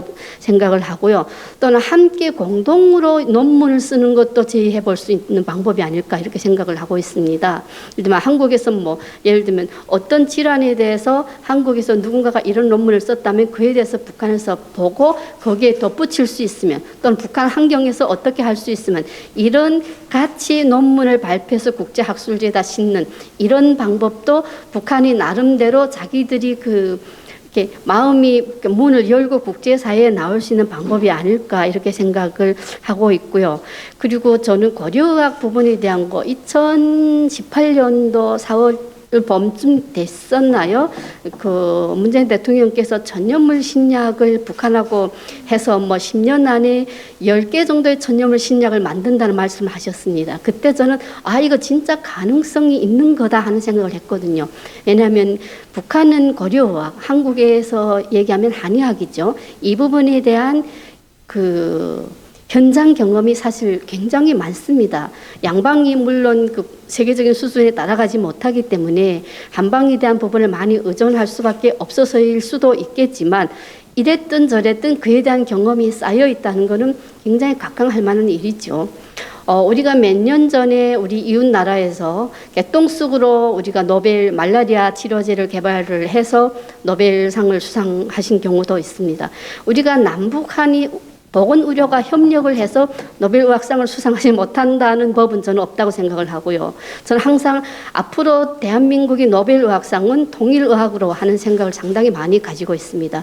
말씀드렸지만 북한이 오랫동안 전통의학에 대한 경험들이 많은데 다만 그 경험들이 한국이 추구하는 또는 국제사회가 지정하는 정밀한 수준까지 못 오고 있는 것은 사실인 것 같습니다. 중금속이 있다든가 해독이 제대로 잘 안 돼 있다든가 이런 부분들을. 그래서 우리가 새로운 약을 만들어내면 항상 거기서 그걸 완전히 상품으로 만들어내기까지 제일 문제가 되는 것이 임상시험이라고 생각을 하거든요. 사람이 그걸 검증을 어떻게 할 것인가, 거기에 가장 돈이 많이 들고 시간이 많이 드는 일입니다. 근데 이미 북한은 그걸 다 해낸 겁니다. 그 중간 단계를 생략하고 이미 사람에 대한 시험을 다 완성했기 때문에 그 약재를 가지고 한국이 정교한 실험 시스템에 대비해서 이것이 국제사회 인증받을 수 있는 그런 것들을 서로 협력해서 한다면 우리가 좋은 상품을 국제사회에 내놓을 수 있는 부분도 좋은 부분이고, 북한 나름대로 상당한 뿌듯함을 가지고 자기도 할 수 있는 일이 있다는 것, 우리도 국제사회에 이바지할 수가 있다는 것, 이런 자신감을 주는 것이 굉장히 많이 도움이 되지 않을까 이런 생각을 하고 있고요. 두 번째로 저는 남북한 공동병원을 사실은 제안을 합니다. 이건 오래전부터 제가 생각하고 있었던 부분인데요. 남북한의 보건의료 협력도 좋고, 제가 이렇게 한국에 와서 의료 부분에서 종사를 하다 보니까 생각보다 남북한이 다른 부분이 굉장히 많습니다. 의료 문화도 다르고, 용어 같은 건 더 말할 것 없고요. 그리고 진료 현장에서 의사와 환자 사이에 얘기하는 방법이나 이런 것들도 우리가 똑같이 한국말을 하고 있지만 실제 현장에서는 상당히 많이 다르거든요. 이런 부분들이 우리가 남북 교류 협력이다 해서 어쨌든 앞으로 통일이 된다 해서 남과 북이 집단과 집단이 같이 만났을 때 상당한 거리감을 줄 수 있을 거라는 생각이 사실은 좀 들고요. 앞으로 남북한이 함께 뭔가를 한다면 그 준비 단계로서 좀 DMZ나 또는 개성공단이나 이런 부분들에 남북한 의료진들이 함께하는 거점병원 같은 걸 만들어 놓고 거기서 실제 앞으로 우리가 부딪히게 될 여러 가지 상황들을 미리 겪어보는 이런 방법도 우리가 해볼 수 있는 방법이 아닐까 싶습니다. 이런 방법을 통해서 사실은 북한 의료인들, 한국 의료진들은 기술이라든가 이런 것들을 제공할 수가 있겠지만 북한 의료진은 또 나름대로의 한국이나 또는 국제사회가 추구하는 이러저러한 기술이나 의료 실기 같은 걸 배울 수 있는 것도 좋고, 의료 문화를 또 서로 이렇게 체험하고 교환하고 이렇게 하는 것도 굉장히 좋지 않을까. 그렇게 하면 앞으로 그런 과정을 통해서 우리가 이런 부분들은 좋았고 이런 부분들은 우리가 앞으로 어떻게 해결해 나갈 수 있는가 하는 것에 대한 방법을 조금씩 찾아간다면 앞으로 남북한이 어느 정도 우리가 서로가 화합이 편한 상황이 됐을 때 병원을 만들고 한국 의료진들이 거기 들어가서 치료를 한다든가 북한 의료진들과 같이 한다든가 할 때 좀 더 이렇게 괴리감이 많이 줄지 않을까 이런 생각을 사실은 하게 됩니다. 그렇게 하고 저는 사실은 북한이 우리가 대북제 북한에 대한 유엔 제재랑 이렇게 대북 제재가 굉장히 빡센 것으로 되어 있는 거잖아요. 그러다 보니까 북한도 자기들이 살아남으려고 노력을 하다 이제 안 되니까 정말 북한이 추구하고 있는 이런 대내외 정책은 또 굉장히 강경 정책으로 나가는 거고, 그런 강경 정책 때문에 또 사실 국제사회가 더 북한을 이렇게 멀리하게 되고 이렇게 계속 악조건으로 가고 있다고 생각을 하고 있습니다. 그런데 북한이 유엔에서 2030년까지 지속 가능한 개발 목표를 176가지를 발표한 게 있는데요. 거기서 북한도 우리는 이거는 하겠다 했던 부분들이 있습니다. 그 부분이 바로 보건의료, 건강에 대한 부분이고요. 특히 그 안에서 여성 건강과 소아들에 대한 부분은 우리는 여기에는 참가하겠습니다 하고 했기 때문에 그 부분을 가장 먼저 우리가 타깃으로 잡고 접근을 하면 아까 뭐 우리가 만들어진 약을 안 갖겠습니다. 뭐 이렇게 하면서 북한이 약간 예, 우리 이제 그런 거 안 하겠다 하지만 북한이 하겠다고 했던 부분을 딱 들고 뭐 여성 건강, 어린이 건강 이 부분부터 시작을 한다면 조금씩 길이 열리지 않을까 이런 생각을 사실은 하고 있습니다. 우리가 위기는 기회다 하는 말들을 많이 하지 않습니까? 지금 뭐 내남이 없이 현재는 다 위기이고 북한은 더 말할 나위 없이 위기이지만 이렇게 국제사회에다 하겠다고 자기네들이 공언했던 여성 건강, 어린이 건강에 대한 부분에 대해서 우리가 함께 할 수 있는 무언가를 찾아서 북한한테 제의하고 그 사람들을 끌어내오면 북한은 북한대로 국제사회에 자기들이 역할이 있음을 알리면서 자연스럽게 좀 나오지 않을까 그러면서 점점 그 파일을 넓혀가지 않을까 이런 생각을 사실은 하게 됩니다. 남북한이 함께하면 여러 가지 문제점들이 좀 있을 수는 있습니다. 우리가 물론 뭐 그 4.27 선언, 9.19 뭐 선언 이렇게 해서 여러 가지 합의들을 했지만 그것들을 하기에 우리가 남북한이 하는 데서는 사실 지금까지 보여준 바와 같이 좀 이렇게 안 될 수밖에 없는 상황들이 많았던 것 같습니다. 그래서 저는 남북한 함께면 더 좋고 그게 아니게 되면 여기 뭐 중국 또는 여기 동남아 이렇게 해서 약간은 아시아권들이 함께 해서라도 뭔가를 할 수 있는 이런 방법을 찾아내면 그것도 북한이 참여할 수 있는 이런 방법이 아닐까 생각이 되고요. 그렇게 하고 저는 근본적으로 북한에 또 사실 이거는 뭐 과천시나 이런 뭐 할 수 경기도나 할 수 있는 부분이 아닐까 생각을 하는데요. 북한의 생리대 공장이라든가 우유 공장 지어주는 이런 부분들은 공장을 지어주는 것이 유엔 제재에 어떻게 뭐 걸리는지 하는 건 사실은 실무적인 부분은 잘 모르긴 하겠습니다만 우리가 생리대 공장을 지어준다는 것은 단순히 어떤 공장을 지어준다 하는 의미를 저는 넘는다고 생각합니다.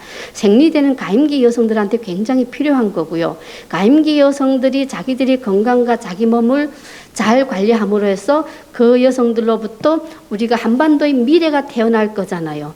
그렇기 때문에 저는 그 생리대 공장을 짓는 것은 그 여성 건강에 대한 가장 기초적인 거라고 생각을 하고 또 북한에서는 공장을 지으면서 노동력이 일을 할 수가 있고 일하는 사람들에 대한 월급을 줄 수가 있고 이런 부분에도 저는 굉장히 도움이 되는 부분이라고 생각을 하고 생리대를 만들어서 사용을 함으로 해서 그 전에 북한에서의 생리대는 지금 우리가 생각하는 그런 생리대보다 굉장히 수준이 낙후합니다. 물론 지금은 중국에서도 들어와서 조금 괜찮긴 하지만 안에서 자체적으로 만들어서 사용을 함으로 해서 그 만드는 과정을 통해서 또는 일회용으로 사용할 수 있는 이러저러한 문화를 통해서 또 다른 체험을 북한 사람들한테 줄 수 있지 않을까 싶어서 저는 경기도나 과천시에서 북한의 생리대 공장을 만드는 걸 같이 해보면 어떨까 이런 생각이 들고요. 다음은 우유 공장입니다. 여성 건강과 어린이에 대한 거는 북한도 관심이 많은 부분이기 때문에 우리가 뭘 딜해버린다면 종합 비타민, 아까 비타민제 같은 거는 좀 우리나라 그 제재에 이렇게 걸려서 못 들어갔지만 우유 공장 같은 걸 지어줘서 안에서 자체로 뭔가를 만들어서 공급을 할 수 있게 하는 이런 시스템을 서로가 남북한이 함께 해볼 수 있지 않을까 사실은 이런 생각들을 많이 합니다.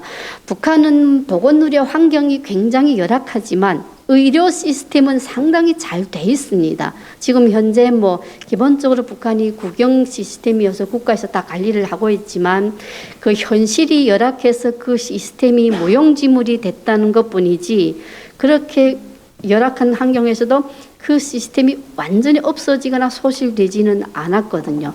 그래서 지금 북한이 가지고 있는 그 시스템을 잘 활용할 수 있게 하는 것도 우리가 좀 생각해 볼 부분이 아닐까 싶고요. 또 북한은 그 의료 일꾼들이 상당히 성실합니다. 지금 보건 일꾼들이 전투적으로 일을 한다고 지금 표현을 하셨지만 상당히 전투적으로 일을 한다고 생각합니다. 그 전투적으로 일을 하려면 사명감이 없이는 사실 할 수 없는 부분이거든요. 제가 북한에서 와서가 아니라 북한 의료인들은 기본적으로 살려야 되겠다는 그 마음 하나로 상당히 최선을 다해서 일을 하고 있습니다. 그런 사람들한테 일할 수 있는 환경을 만들어주는 것, 그런 것도 그래서 새롭게 뭔가를 만든다면 북한이 우리가 외부 사회에서 여러 가지 돈이 들 것도 많고 시간 갈 것도 많지만 북한이 가지고 있는 시스템을 그냥 이용할 수 있게끔 우리가 방법을 모색하는 것도 해볼 수 있는 일이 아닐까 싶고요. 그리고 아까 김정은 시대 2012년도에 들어와서 북한이 보건의료 여러 가지 조금 변화된 부분에 대해서도 말씀을 해주셨는데요. 북한에서 김정은 시대에 들어와서 제약 부분에 대한 것도 굉장히 많이 관심을 가졌습니다. 우선 대학들에 있던 그 약학부 같은 것들을 한두 개 꺼내서 완전히 약학대학으로 새롭게 이렇게 그 가치를 이렇게 높여놨고요. 그래서 약사들을 굉장히 많이 양성을 하고 있고 거기에다가 제약 공장들도 상당히 많이 지었고 있습니다. 그래서 지금 여기 약국이 되게 많았어요 하고 우리 그 사무처장님께서 말씀하셨는데 제가 최근에 나온 세터민들을 통해서 약국이 많이 생겼다는데 약국에서 그 사람들은 약을 어디 가서 가져오나요? 기본적으로 북한은 국영체제이기 때문에 국가에서 관리하는 것이 아니면 개별적으로는 저렇게 약국에서 약을 못 팔게 돼 있습니다. 근데 최근에 자료들 보거나 이런 뉴스 같은 것들 보게 되면 약국이 굉장히 많고 거기서 약을 많이 팔고 있는 거예요. 그래서 저도 놀라서 어떻게 된 거예요? 하고 새로 나온 사람들한테 물어보면 그분들이 얘기하는 것이 큰 지역, 예를 들면 제가 청진에 있었으니까 청진 나남 그 제약 공장이 있는데 나남 제약 공장에서 만든 약을 개별적인 사람한테 임대를 주는 겁니다. 예를 들면 김지인이한테 임대를 주면 저는 그걸 가지고 점포를 만들어서 거기서 약을 팔고 오늘 내가 100만 원을 팔았으면 그중 30만 원은 제약 공장에다가 이렇게 임대 주는 형식으로 이런 것들이 예전에 북한 시스템에서는 사실 상상도 할 수 없었던 일이거든요. 근데 어쩔 수 없이 이런 시스템을 함으로 해서 공장도 살고 그렇게 장사를 하는 민간인들도 살고 또는 일반 주민들은 좀 쉽게 약을 내 것으로 만들 수 있는 이런 시스템으로 가고 있어서 나름 북한도 지금 살아남기 위한 여러 가지 방법을 꾀하고 있다고 생각을 사실은 하고 있고요. 그리고 제약 부분에 대해서 많은 북한이 심혈을 기울이고 있지만 사실은 공장들은 많지만 그 공장이 제대로 돌아간다고 보기는 사실 어렵습니다. 그래서 완제품 주기보다 북한에서도 자꾸 그 원료를 달라 하는 게 너무나도 타당한 일이라고 생각을 하고요. 저는 당연히 원료가 더 필요한 것이 당연한 것 같습니다. 우선은 그 원료를 가지고 북한 스스로 공장에서 만들어서 사용을 할 수가 있게 해야 되지 늘 우리가 북한 문제가 생기면 왜 그냥 주느냐 하는 말들이 계속 나오지 않습니까? 그런 상황에서 언제까지 밑빠진 독 물붓기처럼 계속 주소 욕먹고 준 사람은 받은 사람은 밖에서 준 게 마음에 안 들어서 제대로 쓰지 못하고 정리를 좀 해주시죠. 네, 여러 가지 상황이 되게 어렵기 때문에 그들이 스스로 그 안에서 만들어서 갈 수 있도록 이런 그 시스템을 하는 것이 굉장히 중요하다고 생각을 합니다. 그래서 제가 오늘 기본적으로 함께하는 이런 공동이라는 키워드로 말씀을 드렸고요. 남과 북이 혼자가 아니라 둘이 함께해서 좀 더 나은 시스템을 만들어가는 이런 그 계획들을 가지고 우리가 실행시켜 나가면 좋지 않을까 하는 생각을 합니다. 감사합니다. 네, 김진수 선생님께서 특히 보건 의료 분야에서 남북의 공동의 협력이 필요하다. 해서 그 전통의학이라든가 또는 남북의 공동병원 운영이라든가 또 여성 건강, 어린이 건강을 위한 협력이라든가 이런 여러 가지 제안을 해주셨습니다. 감사합니다. 다음에 고의정 한의사님께서 토론해 주시겠습니다. 고의정 님은 우리 과천 평통의 자문위원이시고 또 한의원 원장으로서 지금 활동을 하고 계십니다. 토론 부탁드리겠습니다. 네, 반갑습니다. 방금 소개받은 고의정입니다. 저희가 사실은 그 김진우 원장님한테 더 현실적인 얘기나 실질적인 얘기를 좀 많이 해주십사 부탁드려서 저는 이제 이야기에 빨려 들어가느라고 시간 가는 줄 몰랐는데 아까 저는 이제 오늘 엄주연 사무처장님 만나뵌 것도 너무 반갑고요. 사실 제가 만약에 통일 일기를 쓴다 그러면 저의 포인트가 제가 볼 때는 민주평통위원이 됐을 때 한 번, 그 다음에 오늘 엄주현 사무처장님을 만나서 새로운 또 관을 가진 이날이 또 한 번, 그리고 조금 더 오래전으로 가면 사실은 김지은 원장님을 같은 한의사로서 협회에서 만나서 알게 되면서 약간 통일에 대한 그런 시작이, 그 개념의 시작이 되지 않았나. 왜냐하면 처음에 그 뵀을 때 그 무슨 대화를 하다가 일 없어요 하는데 제가 너무 놀랐거든요. 근데 그거를 이해하는데 또 몇 년이 좀 걸리긴 걸렸습니다. 그래서 이거 만만치가 않겠는데 우리가 가까워진다. 근데 저희는 지금 굉장히 절친이 됐고, 어떨 때 우리 혹시 소울메이트는 아닐까? 우리가 이렇게까지 발전할 줄은 진짜 몰랐어라고 생각해서 사실 오늘 이 토론도 간곡히 부탁드려서 마련이 됐는데요. 아까 사무처장님 말씀대로 그 21년부터 저희가 뭔가를 할 수 있다라고 생각이 드는 건 21세기는 21년부터다 이런 생각이 확 들더라고요. 아까 말씀하실 때. 왜냐면 사실은 이제 뭐 어떤 전염병, 코로나라든지 그 전에 또 메르스 때문에 전염병이 굉장히 뭐 어떤 대세라든지 확산이라는 문제 때문에 걱정은 되지만 또 그로 인해서 굉장히 거리를 가깝게 해준다라는 공통의 관심사를 끌어당기는 굉장히 큰 힘이 있다고 저는 생각을 했습니다. 그리고 지금 현재 사실은 이제 컨택으로 저희가 직접적인 어떤 뭐 물류가 간다든지 사람이 간다든지 이런 것은 어렵지만 보이지 않는 것들이 지금 서로 교류가 되고 있다고 저는 생각합니다. 그러니까 아까 말씀하신 뭐 먼 거리 그런 단어들 저희가 말하는 원격이잖아요. 그러니까 그치, 우리 서로 원격은 가능하다.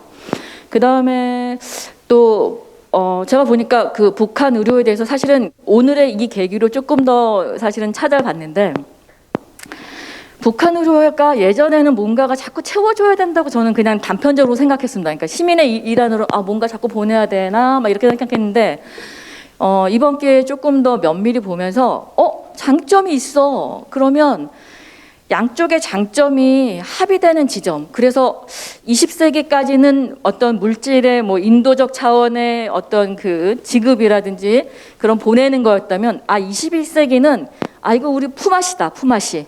그래서 사실은 서로의 장점이 지금 나타나는 시간인데 약간 어떤 기술력이나 그다음에 사실은 그 자본력이나 이런 것들 때문에 현 시점에서는 대한민국에서 일단은 먼저 스타팅을 가고, 그다음에 사실은 이제 북한이 가지고 있는 잠재력이 지금 무궁무진할 거라는 이제 상상을 해보는 거죠.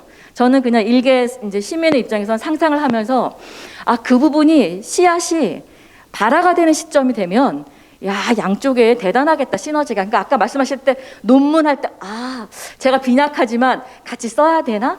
살짝 그런 착각도 좀 했었고, 그다음에 사실은 이제 보니까 이 용어 정리라는 것도 되게 중요한데, 이 용어 정리는 서로 안 만나고도 워낙 저희가 IT 강국이다 보니까 이 장점을 살려서 우리가 사실은 이제 왜 요즘 뭐 트로트도 엄청 유행이지만 무명의 시절을 엄청 오래 겪은 다음에 유명의 시절을 만났을 때 준비가 된 자와 준비가 되지 않은 자는 엄청 차이가 있잖아요. 그래서 우리가 그럼 21세기 들어와서 이 20년을 유명해지기, 그러니까 그 발화가 되는 시점을 위해서 기다리고 있었구나. 우리가 엄청 빵빵 터지겠다. 그래서 이 시스템을 어떻게 하면은 전달해 주고, 그 다음에 사실 물밑 작업으로 저는 이제 한의사니까 한의사협회에서도 용어 정리 좀 하자. 용어 정리. 사실은 고려의학과 대한민국의 한의학이 굉장히 가까우면서도 약간 어느 부분이 걱정되냐면 용어 정리가 지금 안 돼 있어서 표준 용어 정리를 해야겠다. 이 부분. 그 다음에 사실은 어떻게 보면 의료라는 특징이 이념도 필요 없고요. 이익도 필요 없고요. 이권도 필요 없는, 어떻게 보면 정말 실질적으로 사람만 보면 되는 그런 본질적인 부분이 있거든요. 그냥 의식주의 본질적인 부분만 바라보면 되기 때문에 의료인들끼리 만나서 사실 교류를 한다거나, 아까 말씀하신 것처럼 저희가 노벨의학상 타는 그날이 올지도 모른다는 그 기쁨에 오늘은 제가 밥을 안 먹어도 배가 부를 것 같긴 한데 먹을 겁니다. 근데 어쨌든 그 부분이 있고요. 그 다음에 또 하나는 사실은 이제 저희가 개성공단 얘기를 이제 언뜻 들으면서 이제 저희 그 한의사들끼리 하는 얘기가 그러면 우리가 개성공단에 사실은 북한에 있을 뭐 여러 종자들, 그 다음에 또 한약재들, 그다음에 또 너무나 그 맑고 순수한 영혼들과 그 신체를 가지신 분들한테 이 어떤 실험, 뭐 꼭 실험이라기보다는 저희가 어떤 데이터를 얻을 수가 있고, 그다음에 거기에 한약재 공장이라든지 저희가 이제 요즘 뭐 일회용 침들이 있는데 그런 공장을 열 수 있을 것 같다. 왜냐하면 예를 들면은 어떤 그런 그 제조에 대해서는 도움을 받고, 제가 볼 때는 양쪽이 그게 윈윈인 것 같아요. 그다음에 저희 쪽에서는 기술력을 보내고, 그다음에 이제 만약 이런 거죠. 그러니까 동생 형은 좀 이상한데 어쨌든 이웃집에서는 뭔가를 만들었는데 제가 유통을 한다. 그랬을 때 나타나는 배가 현상들이 있을 거라고 생각하거든요. 그래서 그 부분들이 어쨌든 통일은, 그래서 우리가 다시 원론적으로 통일은 우리의 소원이구나. 그래서 아까 말씀하실 때 통일의학, 전통의학, 민족의학, 저희가 여러 가지 의학이라는 단어에 많은 걸 붙였는데 뭐 우리의학, 어떤 의학이든 좋습니다. 근데 그러니까 그 남북한의 의학이 분명히 완성될 때 노벨 의학상은 나온다. 오늘 이렇게 말씀드리고 싶고요. 이렇게 호언장담을 좀 하면 놀라실 것 같긴 한데, 그 다음에 사실은 더 감사한 건 여러 그 의료진들이 2019년 그 북한 의료 백서를, 보건 의료 백서를 만들어 주셔서 한 480페이지 정도 되는데, 이제 제가 좀 암기력에 딸려서 못 외웁니다만은 굉장히 디테일한 부분이 많아서 저희가 뭔가 말씀드리는 것보다는 사실은 관심 있는 분들은 그 찾아보시면 얼마든지 찾아보실 수 있게 돼 있으니까 보시면 좋을 것 같고요. 아까 말씀하실 때 제가 깜짝깜짝 놀란 건, 안 그래도 사실은 이제 저희가 이제 여성이다 보니까 사실 오늘 질문 많이 하려고 그랬어요. 그 사무처장님, 거기는 뭐 여성과 어린이 그 어떤 의료는 어떻게 되나요? 사실 그리고 그러니까 너무 이제 저의 업장에서의 그 어떤 그 궁금증이죠. 이런 코로나 블루는 어떻게 대처를 하나요? 막 이런 걸 여쭤보려고 단편적으로 왔다가 이제 두 분이 발표하시는 걸 들으면서 더 큰 그림이 있으시구나, 빅피처가 있으시구나. 그러면 저는 사실은 이제 한 시민이고 한 사람의 이제 의료진으로 물밑 작업으로 열심히 이제 일기를 써야겠죠. 그 다음에 또 하나는 어떤 민간 단체든 또는 이렇게 평통해서 하시는 일이든 조금 더 적극적으로 뭐 그게 보이든 보이지 않든 같이 열심히 할 마음이 생기는 그런 날이었습니다. 감사드립니다.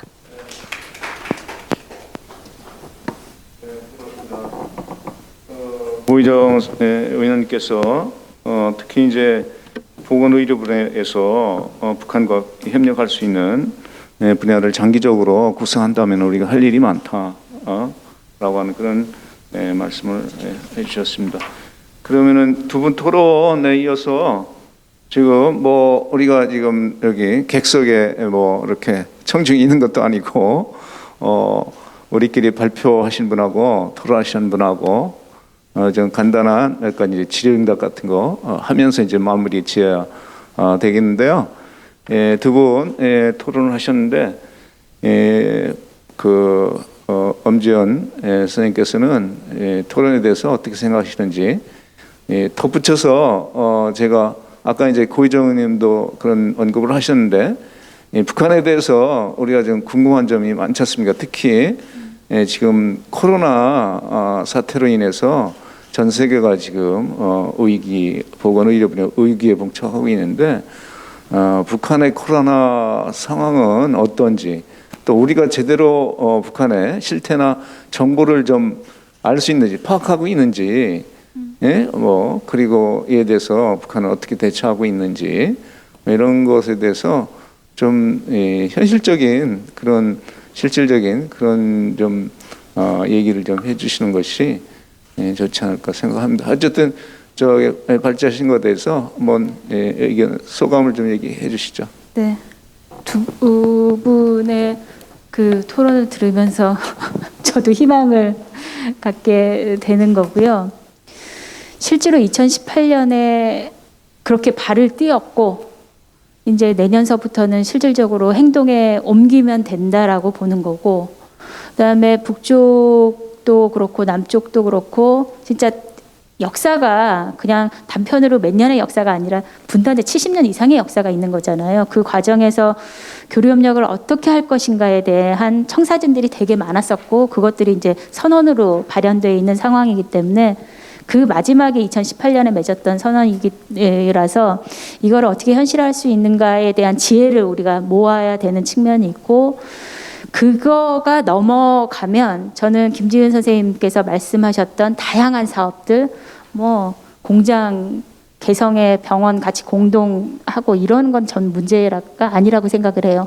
왜냐하면 북쪽도 이미 준비돼서 그러한 선언에 나왔었던 거고, 저도 18년에 가서 이제 제가 5년 만에 북쪽 선생들과 그 협의를 하는 과정에서 거기도 그랬어요. 우리도 10년 동안 하면서 어떤 것들이 있었냐면, 이게 정치적인 문제로 이게 궁극적으로 이 보건의료 협력도 정치적 문제가 돼버리는 게 많은 거거든요. 저는 기본적으로 보건의료가 보건의료인이 아님에도 불구하고 협상은 어쨌든 북쪽의 파트너와 하는 거고, 그거를 또 한 단계 넘어야지 전문가들이 모여서 논의를 할 수 있는 구조였거든요. 그래서 2018년에 만나서 그 얘기를 했어요. 이제는 그런 시대는 끝나지 않았냐. 남쪽의 전문가와 북쪽의 전문가가 다이렉트로 만나서 머리를 맞대고 사업을 해야 된다라고 했고, 북쪽 선생도 동의가 된 거였고, 그 차원에서 나왔다라고 저는 보거든요. 그래서 이 선언을 어떻게 실행하면서 넘어가냐라고 한다라고 하면, 저는 고희정 선생님께서 말씀하셨던 것처럼 새로운 21세기의 교류협력, 특히나 보건의료 협력은 가능하다라고 생각이 들어서, 그래서 내년이 되게 중요하기는 한데, 이게 갈 길이 이게 넘는 게 이게 턱이 상당히 높은 상황인 거죠. 이것을 어떻게 남북이 잘 했으면 좋겠다라고 생각하면서도 어려울 거는 뻔히 알지만, 여태 참아왔었던 것들, 그다음에 축적됐던 역량들이 또 폭발하면 가능하다라고 생각을 하고요. 북쪽의 정보와 관련해서는 저도 끊임없이 북쪽의 당 기관지를 읽고, 그다음에 탈북 선생들과 논의를 하고 하지만 어떤 게 정확하다라고 얘기하기가 상당히 어려워요. 그래서 저는 정확하다라고 얘기하는 사람들의 말을 솔직히 잘 안 믿어요. 그러니까 실제로 그 현장에 있던 북쪽의 탈북 선생들도 그 자신들의 위치에서의 얘기인 거지 전반적인 상황을 알 수 없는 상황이거든요. 근데 어쨌든 북쪽은 되게 위기의식을 갖고 지금 전투적으로 하고 있는 상황인 거고, 북쪽이 나오려고 하는 준비도 기본적으로는 어쨌든 치료제나 백신에 가시적인 뭔가가 있어야지 나올 것 같아서, 그래서 그런 상황에서 어쨌든 가시적인 것이 있고 남북의 보건의료 전문가들이 만나기 시작하면 그때부터는 물꼬가 트이는 거거든요. 남북의 보건의료 현실도 같이 명확한 눈으로 볼 수가 있는 거라서 내년에 그게 빨리 전개되면서 실현될 수 있으면 좋겠다라는 말씀을 마지막으로 드리고 싶습니다. 네. 시간이 이제 다 됐습니다. 마무리해야 되겠는데요. 우리가 지금 사회적 대화 한마당을 하면서 여러 가지 제약 조건을 많이 갖고 있죠. 우선 마스크를 쓰니까 이게 말하는 것이 상당히 제한적이고 답답한 느낌이 들고요. 서로 간에 이렇게 좀 가까이 얼굴을 맞대고 얘기를 나눠야 되는데, 그리고 또 많은 시민들이 참석해가지고 또 자유롭게 질의도 하고 또 토론도 하고 그래야 되는데, 그러지 못한 것이 코로나 사태로 인해서 우리가 좀 답답하고 아쉬운 그런 심정을 금할 수가 없습니다. 근데 마치 우리 남북 관계가 이런 상황인 것 같습니다.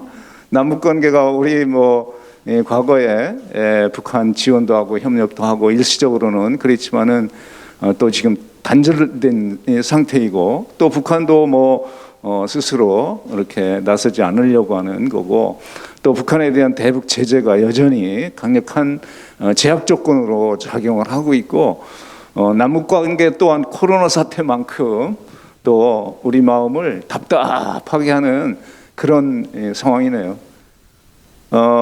이제 그야말로 이 고희정 그 의원님께서 아까 말씀하셨는데 21세기는 21년에 새로 시작하자. 21년에는 우리가 이제 이 코로나 사태에서 마스크를 벗어버리고 새롭게 시작하는 그런 한 해가 되었으면 좋겠고요. 코로나가 이제 끝나고 새롭게 우리가 또 자유롭게 토론하는 시간이 되었으면 좋겠고, 더 나아가서는 남북 관계도 뭔가 좀 탁 트여가지고 자유롭게 좀 더 협력하고 교류하면서 남북 관계 한 단계 더 진전해가지고 남과 북이 서로 힘을 모아가지고 보건 의료 분야에서 더 큰 발전이 있기를 기대를 해봅니다. 2021년을 새로운 도약의 시기로 기대하면서 오늘 사회적 대화 한마당 마치겠습니다.